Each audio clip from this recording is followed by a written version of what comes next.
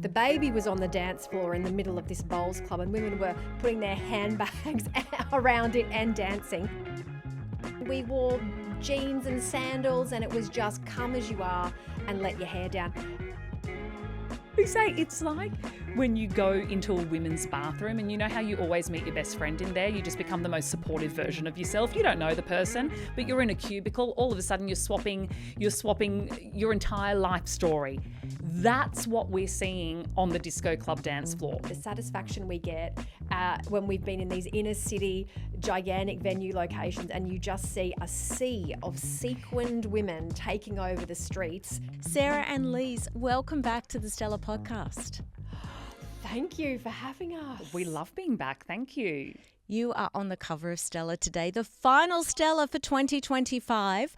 Perfect choice because apart from so much to unpack with the two of you as this year crawls to an end, dances to an end perhaps I should say, Disco Club has a venture that the two of you launched has been absolutely phenomenal in its success. And I want to talk to you about it, why it has tapped into the hearts and the dancing shoes of so many Australian women. But I think for everyone listening, reading, watching this, there's something about the energy of dancing like no one's watching as we, tap into New Year's Eve and 2026. So on that note, let's get into it. It's been 2 years, more than 2 years since I last spoke to you both. And since then you have launched Disco Club. Can you tell our audience a little bit about it and how did this idea start? Yeah, for sure. And first things first, thank you so much for having us on the cover. This is actually our first cover, Lise, isn't it? I think it is. I mean, pinch us. I know. What a way it's to see wild. out the year. And it has been a wild 2 years since we spoke to you. But I think, Sarah, you tell the Genesis story. I reckon. You go. So in a galaxy far, far away in suburban Brisbane, back in November 2022, Lise and I decided that we'd put our money where our mouth was and we would hire a function room in a bowls club on the south side and just throw it out to our podcast listeners that we were going to have an afternoon, as it was then, an early afternoon, early evening of dancing. And anyone who wanted to come could come along. And it came from a very honest place in our hearts because Lise and I then were 42 and we were just at the stage of life where the dance floors had dried up and we were really missing just going out and having a joyous, nostalgic night out dancing with our girlfriends. We weren't going to weddings anymore. The major milestone birthdays had dried up. We didn't want to wait to the 50th to get our dancing on again. And so we just thought, if we're feeling this way as two best mates, then surely other women are too. And so we put the word out, 80 women rocked up, including a woman who had a relatively new baby. The baby was on the dance floor in the middle of this bowls club and women were putting their handbags around it and dancing. And it was so messy. There was a bloke like Norm pouring beers. We had hired a Bluetooth speaker. We'd created a Spotify playlist of all the bangers that Lise and I loved that we knew from our youth. The speakers were tripping. We wore jeans and sandals and it was just come as you are and let your hair down. And my God, the energy in that room, we just knew that feeling was shared by everyone who attended and they were all saying, we want more of it, we want more of it. And we've given them more. From that moment, daytime event, could either of you have imagined that going into 2026, this would be such a successful idea that you would be having events in Brisbane, in Sydney, in Melbourne, and really not being able to keep up with demand? Women are so keen to tap into exactly what you were thinking of then. Never. We never, ever could have dreamed this for ourselves. We laugh now when we tell our families, people we just meet, that we're touring dancers in our 40s because Sarah and I, our careers have taken such crazy, crazy twists and turns. And initially, the dream for us, Sarah, was to work in traditional media. We both come from a journalism background. We thought that was the dream for us. We did end up in breakfast radio for a number of years, which we loved. And because we are best friends, that medium worked really, really well for us until it didn't. Until we got tired of breakfast radio hours, we went into podcasting. And I think that's when the magic really started to happen. But in terms of disco club, just an idea between two friends and really a very honest assessment of what did we need in our lives at that time. And I think for so many people listening, the world is insane at the moment. But the one thing that we all desperately seek, whether you're a teenager or in your mid-40s like us or older, is connection and joy. And those two things have always kind of been, our North Star. And that sounds really woo-woo and what have you. But from the moment Sarah and I met, it was those two things. It was an instant connection. And also just we are driven to laugh and to find and seek joy however we can. Sometimes it's in a podcast studio, other times it's in pajamas at one another's house. And now, as it seems, the women of Australia are demanding that we bring the joy to the dance floor. But from a bowls club with zero production, we didn't even know what production meant when it came to events, really. Now we've partnered with Mushroom Group, who are the people who tour Taylor Swift. Like, what the hell is our life at this point? How has this happened to us? And I think it's just following our gut and listening to what women want. Forget Mel Gibson in this whole scenario. We know what women want. And I think we're just evolving and trying to reimagine the joy that women want to find for themselves. Can I ask you a little bit about the demographic and the age group that you're seeing turn out? Because I understand there's women in their 30s, 40s, 50s, 60s, maybe some women in their 70s and 80s. I'm not sure. You tell me. I mean, is there also a cut-off age? If a 25-year-old woman wanted to come, for instance, no. she might be at the nightclub. No? Okay. Yeah, no, there's no cut-off age at all. And initially it did come from that place of Lise and I being in our 40s. Our kids were that bit older. We had room to breathe. We had some space where we could look at going out for an early night out and still be back on the tools in our homes the next day. But I think that very quickly broadened. And now it's 18. We're getting women who are 18. Sometimes it's their first nightclubbing experience. Sometimes they're coming with their mums and sharing that moment with them. And our eldest participant so far has been an 81-year-old woman from Melbourne who's come 3 times, and her daughter in her 40s has brought her along. So at the moment, the age limit is non-existent. The age range is 18 to 81. Isn't that amazing? Like, there is no other place in Australia where women of all ages and stages and phases can come together for a shared experience of this collective effervescence and let themselves feel the freedom of who they are when there are no roles and responsibilities for them to deal with. It's that, like we always say, and we've heard people say to us who come to Disco Club, this is like the best part of a wedding dance floor when the wedding really starts going off, because usually by then the men have pissed off. Like, they're off getting another whiskey. And it's the women of all ages who are coming together and laughing together at bad dance moves, great dance moves. You get the younger women who are witnessing women older than them having that moment.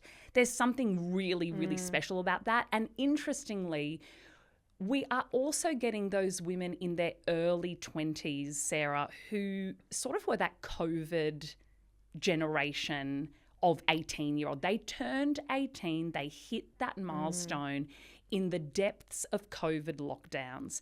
And what we're seeing and reading is that there's that little sliver of the population who never quite got to experience that first big night out. And they might be a little bit unsure, like, what is it even about? Why would I even do this? And Disco Club, I suppose, offers a really safe haven for them to come and let loose. You can wear what you want.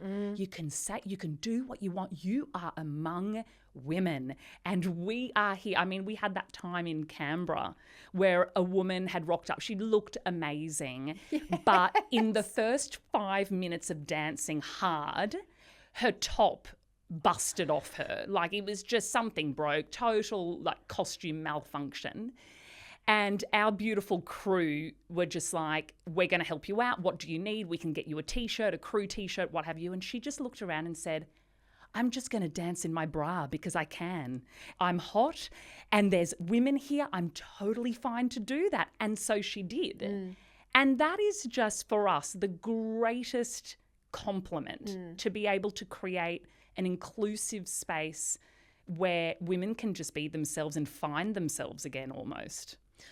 Are there then men at the room? I know there's obviously from 18 to 80, and that age difference might even become broader in 2026.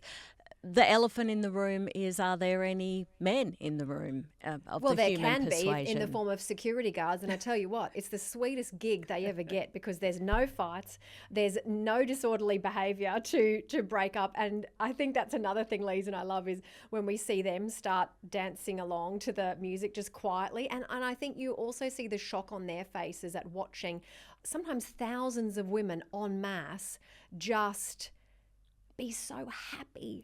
There's a power in together. it. It's powerful. There is a power in it. And I think as far as the men question, the majority of men are real allies in this. And I'll tell you the best story, Sarah, that happened when we were at our sold-out gig in Hordern Pavilion in Sydney.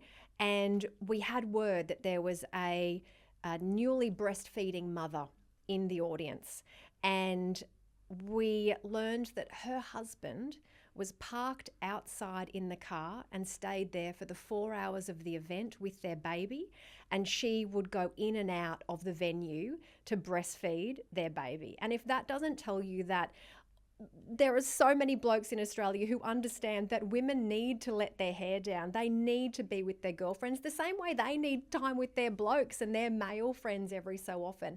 So we refuse to kind of buy into the rhetoric that this is an anti-men event because it's not about men at all. It's all about women. And we do obviously open Disco Club to people who identify as women. We align with making people feel safe, and there have been on a few occasions people who do identify as women who do come to the event, and it's a salve for those people, but on the whole it is just a joy fest. Like, you just can't.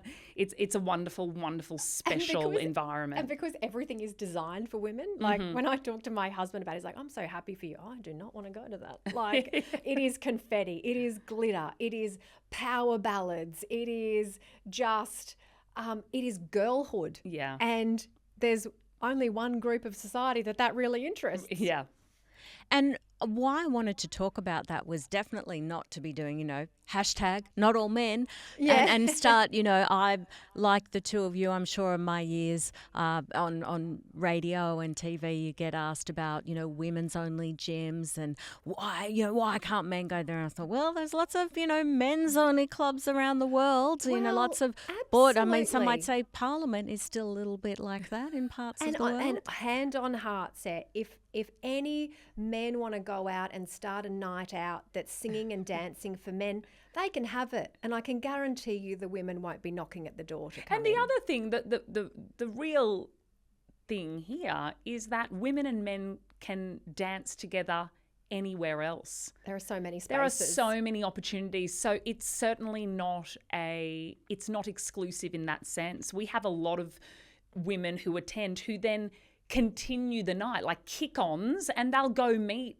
their gay besties outside at the club. But it's really the new incarnation, isn't it, about creating an avenue and a community where women can celebrate friendship, and there's nothing else to worry about. You don't need to worry about what's happened at work that week, what your boss said, what's happening at home. Maybe you've had an argument with your partner, children driving you a bit crazy, might be a younger person living with their parents. All of that's left at the door, and that's the beauty of friendship and girls' night out energy, and it's isn't therapy. It's therapy the same way when you've had a hard day, you might pick up the phone and call one of your girlfriends. Disco Club is an extension of that, essentially. When women come together, there is just this release. And we say to them, when we're on stage, we jokingly occasionally say, welcome to church, welcome to therapy. This is it, because you're about to unleash energy that you have been holding on to all term, all year, whatever it is. We have women who come who are celebrating milestones. So, obviously your 30s, your 40ths, divorce parties are huge. Divorce parties at disco clubs go off. Similarly, we have hens nights, and we've even had baby showers. Yeah, and I think there are women who come along for a purpose, like a gathering, like Lise was just mentioning, and then there are women who come along thinking it's just a fun night out, but something cracks open inside them. And Lise, do you remember the woman? She would have been I think she was in her early 50s, and it was maybe 18 months ago. And I've always remembered her because as we were saying goodbye to people at the end of the night, she came up to us and she grabbed our arms and she was crying. And she said, "You don't know what you've done for me tonight." And Lise and I, innocent, were like, "No, we've got no idea. Did you have a good time? We hope you did." We were worried because she was crying. And she said, "I haven't felt like myself in 15 years. She'd gone through the loss of her husband. She'd had ill health herself. And she said that being there among other women and just feeling all the feelings and the therapy of belting out bangers from Celine and Whitney and Britney and what have you, she said she felt like herself again. And that is something that we continue to hear time and time and time again. And somebody else also did say it should be on Medicare, that's the kind of therapy it is. How on earth do you decide the playlist for a night at Disco Club? And does it vary depending on what city you're in or what mood or demographic you think you might be attracting that night? It definitely does. It's certainly not a rinse and repeat because we put so much time and energy and thought into what needs to be in there, because there are certain songs, and I'm going to say it for myself, for me it's Like a Prayer by Madonna. I need to hear that. I'm sorry. I need to hear that because that is my catharsis moment. So there are certain songs that obviously will be heard across most of our events because they do something, they bring something out in women. But obviously we're always looking at new trends. I mean, you might laugh, but there's a lot happening on TikTok. There's a lot happening on TikTok that even though some of these women are parents of the TikTok generation, they are still hearing those songs. And when they come on to Disco Club, these women will go wild because, again, it's fun and it's funny. And also we've collated data from this, the past couple of years through song requests as well. And it's the same requests, the same. So there are always crowd favourites there. But as Lise said, it is a fluid night. And if they want ABBA, they get ABBA. If they want Olivia... What's her name? Rodrigo. No, the new Dean. one. Oh, Olivia Dean. Oh, I love her. If they want Olivia Dean, they get Olivia Dean. So it is a roller coaster of music every single event. I wanted to ask you a bit, I think, Lise, you mentioned the word earlier, uninhibited. And Sarah, when you were telling that story about that woman that got really emotional, what are we tapping into also in terms of the broader culture? Obviously, we're living in a time where women feel, well, actually everyone feels like there's nowhere to hide. I mean, everyone's got a phone out. We're such a visual medium now, not even, obviously, of course, those of us working in the media, there's videos everywhere, but everybody that's got a phone, social media or not, are taking the selfies, and everyone's very self-conscious. Women, as we know, I've always felt the Barbie film articulated this really well, become very aware that they are viewed at as, what we would call the male gaze. Obviously, there's something about this environment, the safe space, the inclusivity, where that feeling uninhibited is also tapping into women just genuinely thinking no one is watching, and I am literally dancing like no one is watching. I would imagine from the thousands of women you've had through Disco Club, a lot of them wouldn't have felt like that since maybe they were dancing around in their living room when they were little kids. Yeah, and I think Sarah mentioned it before, that word girlhood, which is absolutely having a moment in the zeitgeist. And maybe people dismiss it as just a trend. Oh, girlhood, you're women, call yourselves women, But at the end of the day, it's so important to feel a sense of who can I be myself with and where can I be myself with. Sarah and I have this theory that every woman deserves what we call an ugly friend, in the sense, let me explain, in a sense that you need one friendship in your life where the other person, your friend, your best friend, whoever, will see you at your ugliest. Like, we're talking worst angle on FaceTime, no bra, eyebrows haven't been done in God knows how long. You are catfishing the rest of society based on how that friend knows you. Oily hair, sitting in bed, like just the worst. We all deserve another woman like that in our lives. That's Sarah for me. She's seen, honestly, vice versa. We can't even say on this podcast how we've seen one another. But I think we've almost, and I don't know how, we've managed to bottle that energy for Disco Club, because the male gaze doesn't count. We've removed that. It doesn't count anymore, because if we're actually thinking like this could be, in some women's cases, the very first time they've been on a dance floor with solely their girlfriends. So if we're casting our mind back to when we were at the clubs, right, the whole purpose was for the male gaze. Like, let's be honest, you go with your girlfriends, let's do a lap. Let's do a lap before we get a drink. Let's see who's here. And you dressed up because, honestly, for the most part, it was to attract people in whatever your sexuality was, right? And now, we personally aren't interested in that. And so when you give women permission to just be like, hey, oi, wear whatever you want to wear, sneakers, no heels, make it cotton. You're probably going to get sweaty. It's going to get a bit messy. But it is, there is a shedding of those prior experiences with clubbing and dance floors, because there is no and in fact the hotter and sweatier and messier you get on that dance floor, the more it's celebrated. We say it's like when you go into a women's bathroom, and you know how you always meet your best friend in there. You just become the most supportive version of yourself. You don't know the person, but you're in a cubicle. All of a sudden you're swapping your entire life story. That's what we're seeing on the Disco Club dance floor. Women are dancing in horseshoes. So we love saying that. Open up your dance circle. Because even though they are coming in groups of, my God, they're coming in groups of 10, 20, 30, we always say to them, there are women who are arriving on their own. And you want to open up your dance circle and stand in a horseshoe, because that's the kind of energy we try and put out into the world with everything Sarah and I do.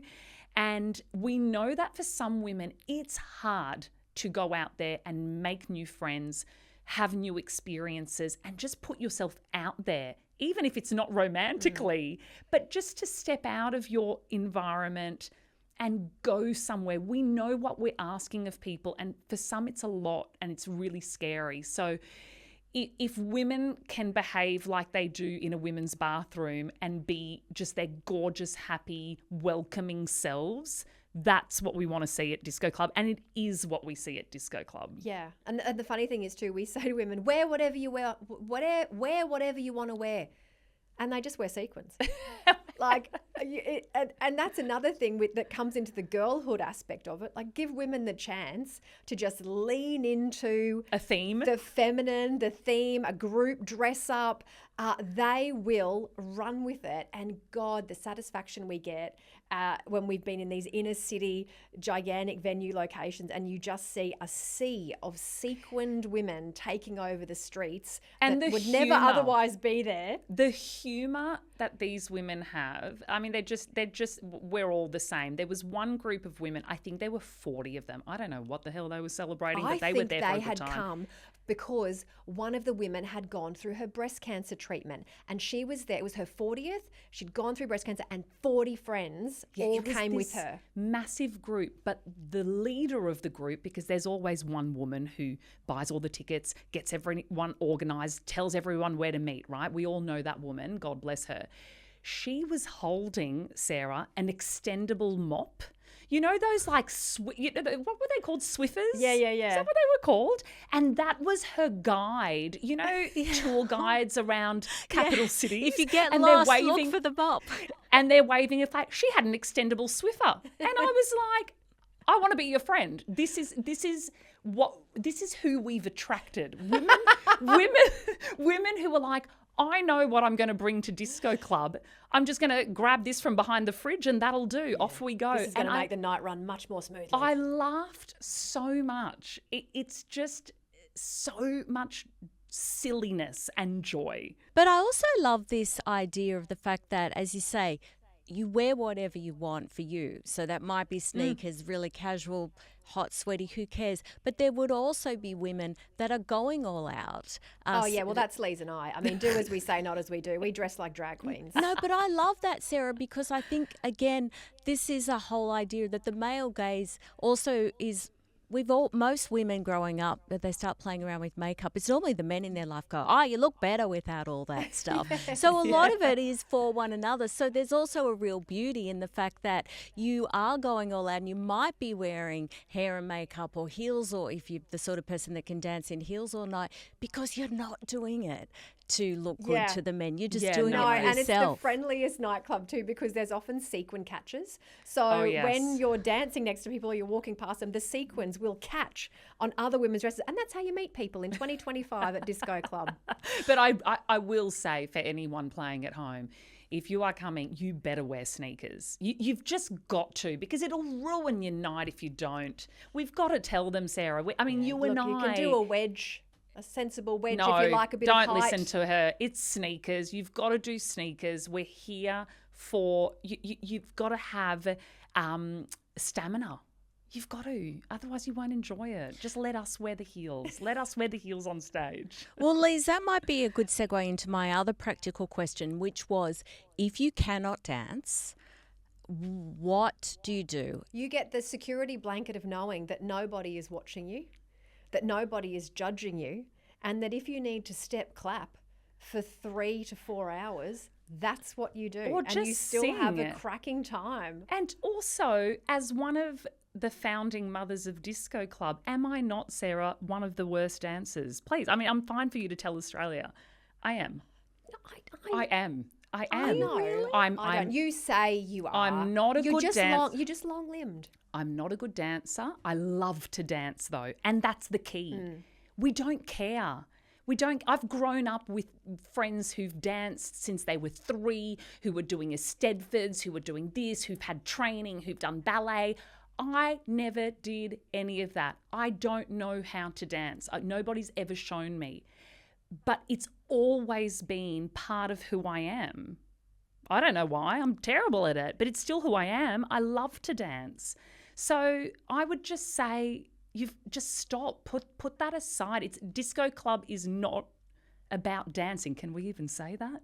It's just not. No, it's just about It's just about having fun. And if that just Being means part of a shared experience if that just means scream singing for 3 hours and jumping, then do that. But you must be putting the traditional clubs out of business, because seriously, this experience of women having this space it would be very difficult unless you did want to go to a nightclub for some of the traditional reasons. As you just spoke about, Sarah, it might be that you do want to go out and meet other people, or you might be looking to attract somebody of the opposite sex. But for women that aren't in that space in their lives and really do feel uninhibited because of the environment of disco club, it would be very hard to go back. I mean, I wouldn't want to do it. I'm not going back. No. I have no interest in Well, going. and we're not going back to nightclubs either, to be No. honest. I mean, the way Disco Club grew was bowls clubs and RSL clubs in Brisbane for the first year. And then we had the call out. We kept getting DMs and emails from other women saying, when are you bringing this to Sydney? When are you bringing this to Melbourne? And Lise and I, just being Brizzy girls, were like, oh, the Southerners are way too cool for us. I don't know if Disco Club will translate out of Brisbane. And we had one of our business mentors who said to us, women are the same wherever you go. They will just find test you. it. Yeah. Just test it. And we went to Sydney, and the vibe and energy was exactly the same. And we thought, oh my God, this is really a thing. But the next year was pretty much nightclub venues. And now, with all due respect to nightclub owners, they really don't know what a club full of women want. And we had to be very, very persistent in saying, we want clean toilets. We don't want sticky floors. We want double the bar staff for fast service so women can get back out there and dance. We've been very clear and articulate along the way, but we haven't always been listened to. And that has been one of the frustrations of scaling Disco Club. But in the past, 6 months, I suppose, it's really, and moving forwards into 2026 with Mushroom, it's really moving more into these massive live music or concert venues that really know what large-scale crowds need. And they listen to Lise and I as the founding mothers when we say we know what women want for a girls' and night it out. matters. It matters. This is not about... For us, everyone we talk to, every team member, every contractor, what we are driven by is the guest experience. Above all is, what is this woman who's bought a ticket going to walk into, and what do we want her to experience? Because we also know not only has she bought a ticket for the night, right? She's bought a ticket. Maybe she's booked a babysitter. Maybe she's got Ubers taking her in and out of the venue. Maybe she's gone for pre-drinks with the girls and that costs an extra $50. Maybe they've had dinner. So all in all, this whole night is a package for them, and the pièce de résistance is the 4 hours at Disco Club. So we're very aware that there is a scaffolding around that event, and we want to deeply respect the fact that any woman who walks into the space that we've created has gone to a hell of a lot of effort to be there, because we know what it's like. And we, in turn, go to a hell of a lot of effort to surprise and delight along the way, because we do really, really care. Because it's, I mean, you want to talk about imposter syndrome. Try walking out onto a stage in front of 5,000 people, but you're not actually a singer or a dancer. I mean, I've had my moments where I've gone... I really need to interrogate this feeling that I'm feeling, because sometimes I've just gone, why am I talking into a microphone in front of this crowd? Because I'm not actually doing anything for them physically. I'm not performing anything. I'm just standing with my best friend because we had this idea, and then we're putting on this night for all of you. But I've had those moments where I've just gone, I need to really get very clear as to why I belong on this stage in front of these women, because I'm not Lady Gaga. I'm not going to start belting. I don't feel like that at all. I know Sarah's good. I would never say imposter syndrome there, because, and we've said this, Lise, we are them, they are us. There is no pedestal at any stage, And that is the greatest feeling, I think, when we go out there and we just see ourselves reflected back in thousands of women's smiling faces, because that's exactly how we feel on the inside as well. And I just feel so proud of it, and so humbled that so many people are trusting us for their night out. Another project that tapped into that intention, Sarah, that you were talking about, is the two of you on your successful podcast did a little series where you were doing recaps of the Golden Bachelor. Oh, yeah. So that was the inaugural season of the Golden Bachelor. So actually Samantha Armitage was on the Stella podcast a few months ago to launch that series for Australia. And we spoke a bit at the time about just the fact that it was even happening, what that said about our culture and this moment in time. And you're both in your 40s. And Samantha Armitage, she's not even 50 yet. She's in her late 40s. The women that were on the show were in their 50s and their 60s. Yeah. Bear was in his early 60s. That was unthinkable 10 or 20 years ago. I mean, it's like Disco Club. You should be at home, packed up. That season of your life is over, and we saw those women unashamedly living their best lives, looking for love, whatever their background was, whether they Yeah, had... I mean, that whole series was a bit like Bear Who.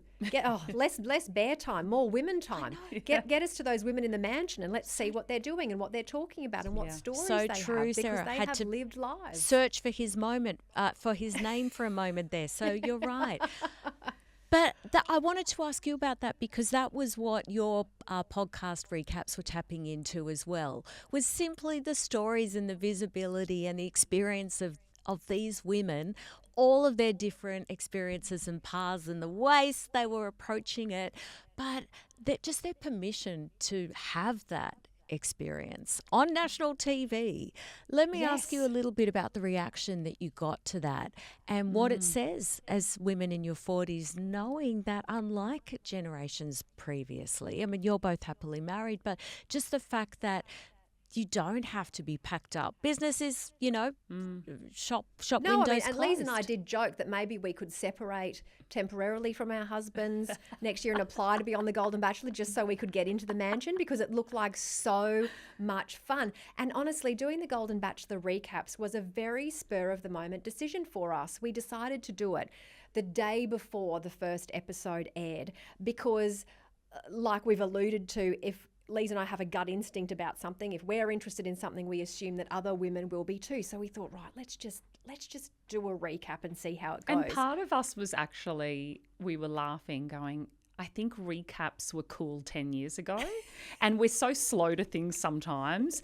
We're just like, let's do a recap. Okay, this might be the daggiest thing ever, but hey, if we feel like this has a place, we will get women listening. Yeah. And the response was amazing. I mean, first of all, Sam Armitage became a huge supporter, which we nearly fell off our perches when we saw her commenting on everything. But other women were just saying, I'm listening to the recaps and now I'm watching the show because I need to put it all together because you two are having such a reaction to different things. But I think it's just important for women to bear witness to other women's lives. And I think that's what that season of The Bachelor is that we're living in silos. We don't have the village of our parents or grandparents' generation. So we don't often get to see what other women's lives are like and how they play out in their 50s and 60s and beyond. So for me, it was a real moment of curiosity to see, what is a woman in her mid-60s thinking, feeling and doing these days, Yeah, I just think it was so important to open that up. And I know that, some people will just think, oh, come on, get your hand off it. It's just a reality show. But I really think it represented so much more than that, and showing women as well and truly grown-ups, wanting permission to change, wanting permission to experience new things, to still be silly, to have adventures. And I don't think we see or hear nearly enough of that. And women don't just drop off a cliff past a certain age, and I found that entire show so refreshing. The support for the women in there, the lack of competitiveness across the board, it just felt so different to any other reality love show that we'd seen in the past with younger generations and watched ourselves. I mean, gosh, we've been mega fans of The Bachelor when we were in our 20s and would have viewing nights, and this was our equivalent of doing that in all over again in our 40s. As you say, live in Brisbane. There was a time where you were doubting that Disco Club would transcend Brisbane, much less it would take off across Australia. The world's eyes will be upon Brisbane in the not too distant future. We have the Olympics coming up. Might there be scope that this goes global? Yeah, we'd like to announce that Disco Club is actually the opening ceremony for the 2032 Olympics. Sarah, don't say that because, stranger things have happened. I mean, I think the sky's the limit. We really are not putting a cap on anything. I mean, we're Brizzy girls through and through. We love doing this in Australia, but do we think there's room to take this elsewhere? I mean, my God, we've had so many messages from women in the UK, Canada, in Canada, exactly, in Europe, so many women in the Netherlands, in Germany going, we need this. And I think we just have to back ourselves and trust that because it comes from the heart. It's in our DNA now. Like we know how to do this really, really, really well. And I can say that with confidence despite our earlier conversation about feeling the occasional moment of imposter syndrome. That's the spirit of what you have achieved in Disco Club. For anyone that is wanting to bring a bit of that energy into next year in any walk of life, doesn't literally need to be dancing, could be while they're in their office trying to get a bit of energy, feeling a bit self-conscious, getting a bit caught up in the day-to-day stress. What would both of you say? How do you bottle a little bit of that magic of Disco Club, and what would your hack each of you be? Lise and Sarah, might start with you. How do you dance like no one's watching in 2026? I think you just come to Disco Club. I mean, I think you've just got to carve some time out for yourself. I think you have to set aside one night for just yourself or just you and your gaggle of women who get you through your everyday life. And I think you need to celebrate yourself and the women around you. And that is, I just think it's necessary. I mean, there was some research that came out not long ago that said women need a girls' night out every 22 days. I mean, that's every 3 weeks. I would believe it. But we've had women saying to us, can you do this every week? And I said, I won't survive it. I will not survive it. We are just 2 women here doing our best. But there is an appetite for it, because once they experience the release, they're just like, it's like a drug. It's like a drug. They want more of that.